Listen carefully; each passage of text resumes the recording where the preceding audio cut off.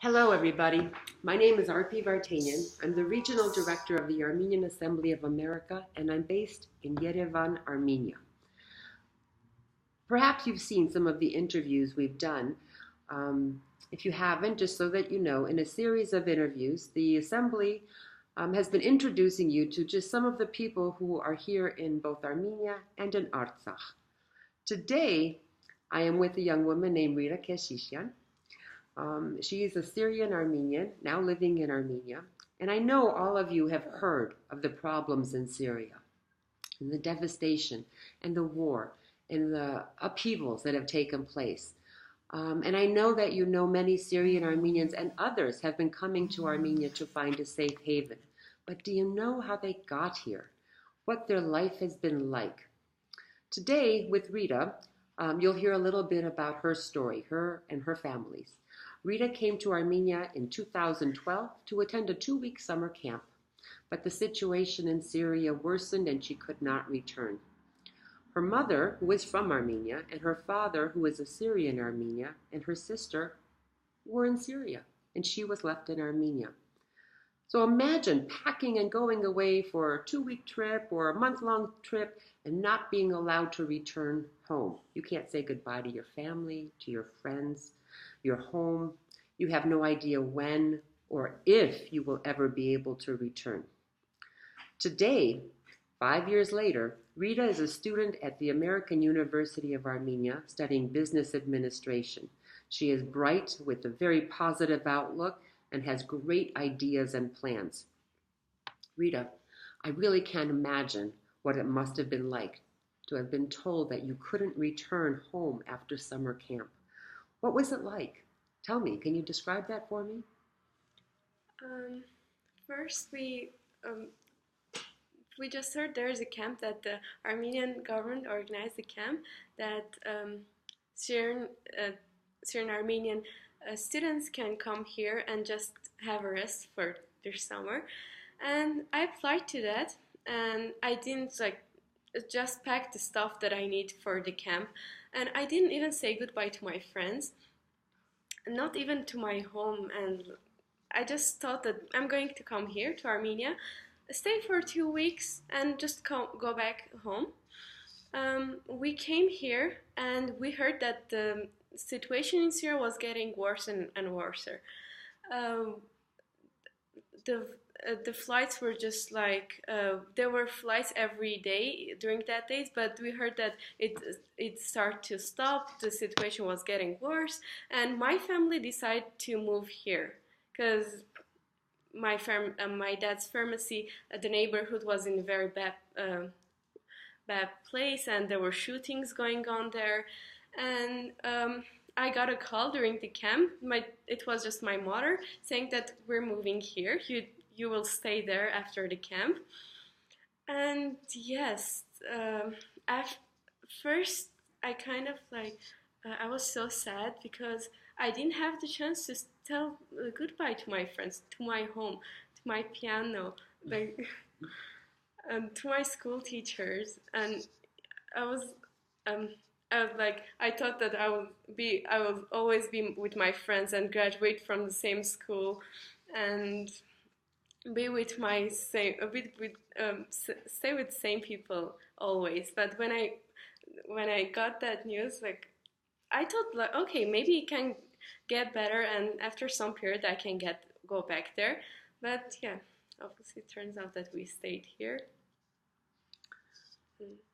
No, I've got some other Syrian Armenian friends who had relatives in Syria, and sometimes they would be able to communicate via telephone or via Skype or WhatsApp or different applications.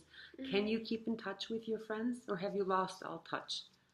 Um, During that times, the but the internet connection was bad there.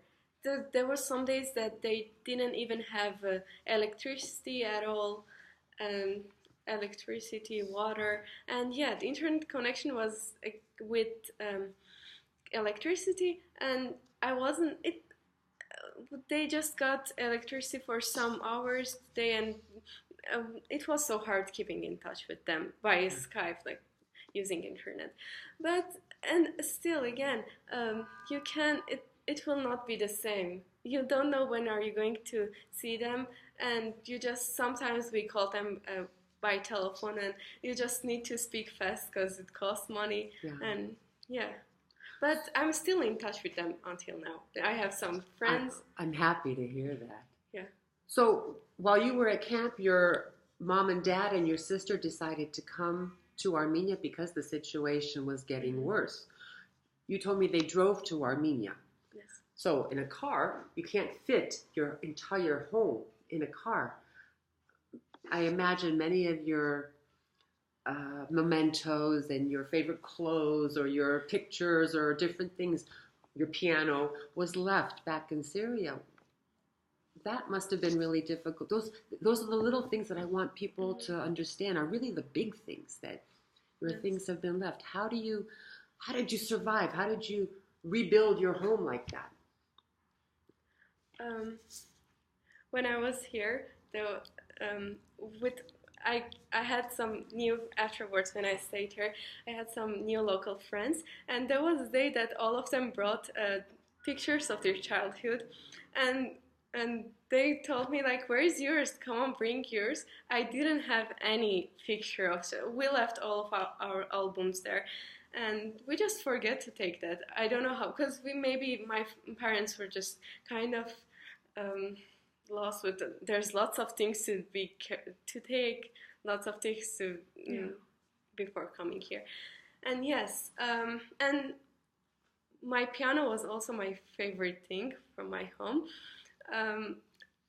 I missed my piano so much that I once started to draw the picture of my piano on just the paper, and just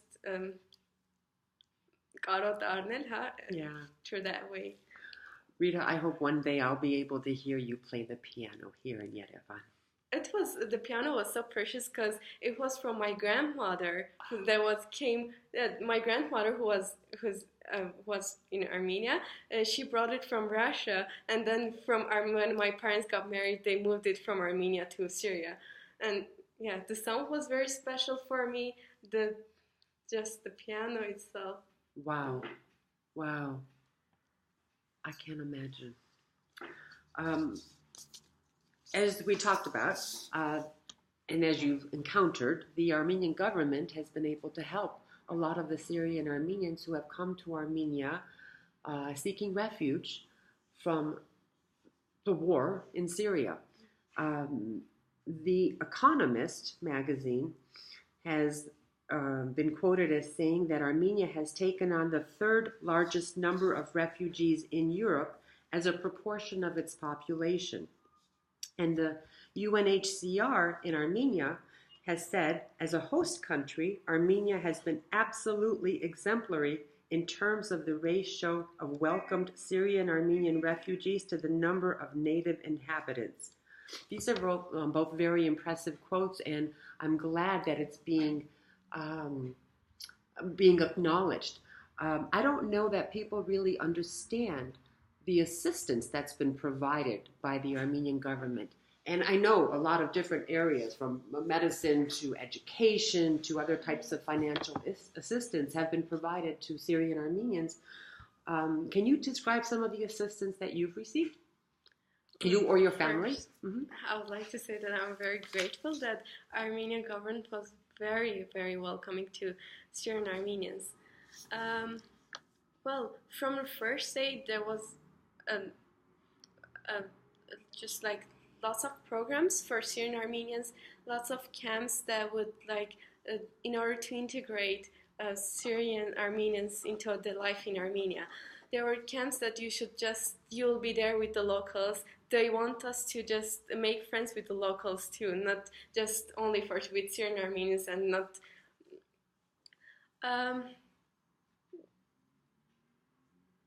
What other programs? What about education? Education, yes. I mean, the Ministry of Diaspora just provided lots of opportunities for Syrian Armenian students to apply for any university that they want with just I'm not sure about this part, but like the exams were just simple. You can apply there and you get a special exam that the scoring for Armenian exam and for other subjects too is just as aveli mer It's a little bit lower Okay. lower for Syrian-Armenians. Yeah. Was language an issue? Yes, at that time? because we're not able to give an exam for Armenian class or history exam. Mm-hmm. And yes, in terms of education, I can say that. Okay. Now, I mentioned language. You speak Eastern Armenian. Yes. You speak Western Armenian. Mm-hmm. You speak English. You speak Arabic. What else do you speak? Just that. Just the four languages. I want to learn Russian. Okay. But still, with speaking four languages and fluently with all four of them, it's still sometimes hard to find a job, isn't it? Yes, because as we know, Armenia is a post-Soviet country. A lot of jobs require now to know Russian language. And when we apply for a job, sometimes we just get rejected just because of the fact that we don't know Russian or we can't speak. But in some other cases, we can just the fact that we're Syrian-Armenians, we're encouraged, we're just accepted the job because we can speak Arabic.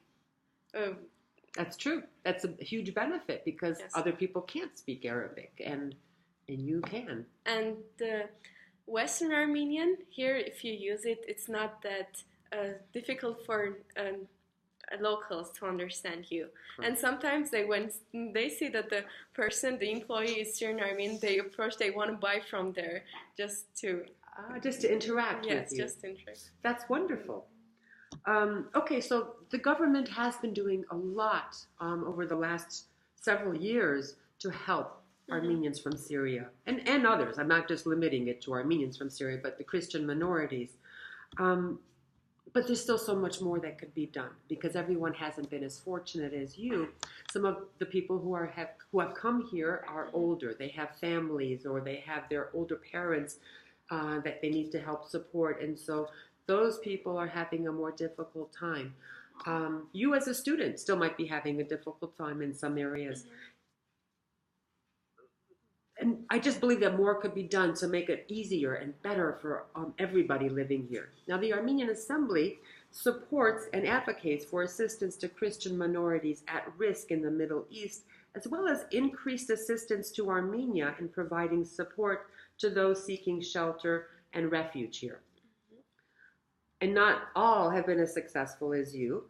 In your opinion, what are some of the programs that could be implemented or needs that might have been overlooked and could be addressed to better support those who have sought assistance from Armenia? I would say that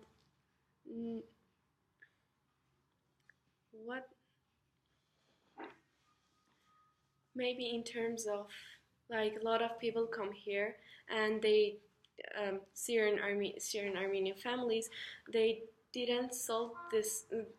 They brought a little money with them, and they can't buy a home here, an apartment here, just because they don't have that money. They didn't even sell their stuff in their assets in Syria, and for some people, it's hard to pay rent every month for a rented home, and some people just a place to live. Maybe apartment can be just a help for them to just build their life here. For other questions, it just need to be thought about. Some people say job creation. I know you have a job, and I think it's a great job. From the little bit I know about it, I think you told me that you help other Syrian Armenians in adapting and learning, say, the business environment. Maybe you could talk about your job a little bit. Yes, so we do trainings for Syrian Armenian people who want to start, who wants to just build this business. We help them to create their business plan, and we also support them for any just consultancy on any state government laws that they want to discuss, or just registration questions that they might have, or just about marketing, competition, accounting, everything regarding to business. I think that's so fantastic. I applaud you for what you're doing. You're not only becoming successful yourself here in your own right, but you're also helping others become successful, and that's important. Personally, I would recommend more programs like that to help educate the people who perhaps have an idea and don't know how to realize that idea and make it into something real and successful. Your sister and your mom and your dad are here. Your sister is a student, I understand. Yes. What kind of doctor does she want to become? She wants to become a pharmacist. Aha, like your father. Yes. And work with him? Yes. Okay. And your mother is doing something very interesting, you told me. So maybe you could talk a little bit about her job. Yes, she's teaching. She was an Arabic instructor in Syria too. Mm-hmm. And now she's doing that here too. And also she's teaching an Middle Eastern cuisine. That's cool. Yeah. That is it for people in high school, or is it for adults? No, just for everyone. Anybody. So I could go and learn how to cook yes. Middle Eastern cuisine. Mm-hmm. I wonder if I could. Oh, that's really interesting. And I really support that. I think that's awesome that she's going to be doing that, or that she is doing that, and she's teaching so many people. So I imagine that you also know how to cook very well. Well, I hope so. Okay. Is there anything else in particular you think people should understand about the Christian minorities in Syria or the Syrian-Armenian population here? What is it maybe people don't really, or that you think people don't know about you or people from Syria? Or the people who are trying to build a better life but are having problems? What would you want to share with them? Here in Armenia, building a life? Yeah, anything. What would you like to... so many people have ideas about other people in different countries, but they don't really know them. Or they only hear what's on the news, perhaps, or what they read in the newspaper, or what their friends, brothers, uncles said. But they don't really know anybody from, say, Syria. And so they don't know what some of the real problems are in Syria, or for people like you have come to Armenia and are trying to build a life. Mm-hmm. What do you think is the most important thing that they know?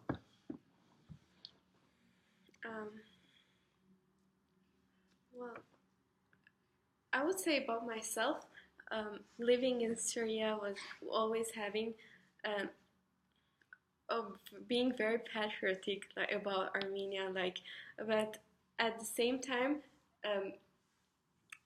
our life was very wonderful there.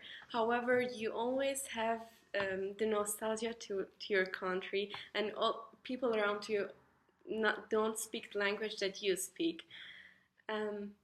But when we moved here, the life was, we lost something.